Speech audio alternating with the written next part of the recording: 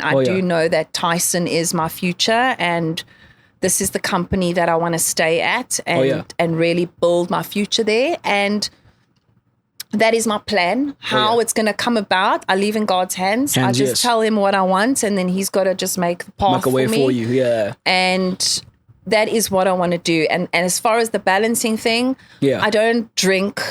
It's not something I do. So I know a lot of people will go home and they'll have a glass of wine and you know, all of that. I've got my other stuff. It's not as socially acceptable as going home and having a glass of wine. But I think it's becoming more normalized now. That type of thing, yes. And it's not something that I rely on or a crutch, but instead of me going home and having a glass of wine, I will have what I want to have. And, absolutely. And it's good for me and it works for me, and it's not for everybody. Absolutely. But I don't like traditional medication. I don't want to be on anxiety tablets and depression tablets. You know? I don't want to be numb. I want to feel what I need to feel. I want to deal with it. Yeah.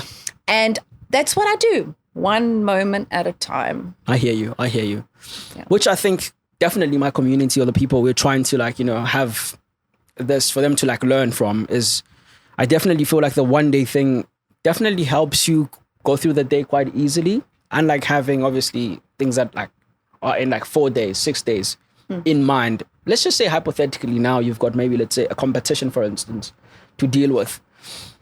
And a booking also comes in place. How do you navigate that for yourself? Well, look, at the time when I did the competition, I wasn't doing property. Ooh, okay. I was just doing the fitness. So I was able to juggle it. That's why I say I won't do it now, because I won't be able to commit to both. And quite honestly, I don't want to do it again. Yeah. It was fun, but once is enough. And once you've won and you've got the trophies once, it's done. You can do it again and again and again, but it's done. Now what's next? What's the next thing that I want to do? Yeah. So I just believe, for me, it's always a balance of happiness. It's not always about the money. Yes, we need the money, but at the end of the day, I have to weigh up my time versus what I'm worth. Oh, yes. And with me, my big thing is I sometimes go over and beyond too much. Okay. And I give too much of my time and too much of who I am. Yes. And I need to kind of be a little bit more selfish. And that's something I have to do for myself, is start owning my worth. Oh, yeah. So if I have a potential viewing that is going to provide X for my family, I need to do that. But I'm not going to do that to the detriment of prior commitments that I've made. Oh, okay. So if I've committed to having a training session with somebody, my clients are incredible. They're amazing, because they know when the table's turned and they can't make an appointment because their kids are sick or they've got a work appointment, I accommodate where I can. You understand. So I will contact them and say, listen, I've got a viewing. I've got to go do it. No problem, Nancy. Let's reschedule. Go for it. Yeah. I've never had a case where a client has been like, this is my time. No. Yeah, that's I interview my clients first. Beforehand. I don't care if you're going to pay me. Okay. I don't care how much you pay me. If I don't want to work with you, I don't want to work with you. Absolutely. So I will meet you, and if we get on and I feel I can see you 3 times a week, which is more than what I see friends. Yes. Then I kind of have to like you. Okay. And you have to like me. Absolutely. Because you're paying me. Absolutely.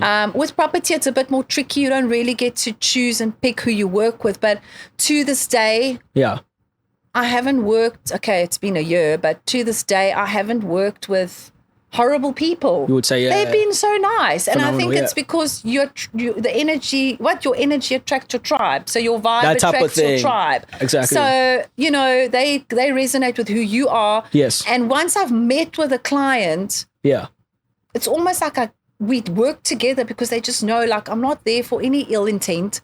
I'm not there to take your money, give you bad service. I don't see you as money. Yes. I see you as a person with a need. Absolutely. And you selling for a reason. Yeah. I'm just there with my expertise to help you. To assist you in the whole process. And you're paying me for it. Yeah. So I always try and tell my clients, there's no power trip ego here. At all. You are not above me because you pay me. I'm not above you because I'm your estate agent. We're equal. We're all human beings. Absolutely. So I always believe, if I treat you a certain way, treat me that way. And I've been met with a lot of kindness from clients. I haven't had any pushbacks, because I think it's important to establish your boundaries up front when you meet. Yes. And you make it clear who you are, what their expectations are, what your expectations are. And if you cannot meet the expectation, like if somebody says to me, I want you to sell my house, but I've listed with 6 other agents, and I say, look, let me know if things don't work out, I'm happy to help. But I don't want to be number 7 on the list. I'm a one person. I'm like a one guy woman